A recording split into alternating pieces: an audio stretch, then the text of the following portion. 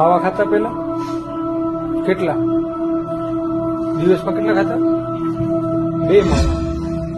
ભલે કેન્સર થાય પણ માવો તો નહીં જ મુકાય.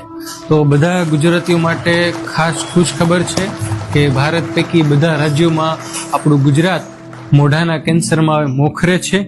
અને આપણે ગમે એ થાય પણ માવો મૂકવો તો નથી જ, ભલે ગમે એ થાય. બરાબર.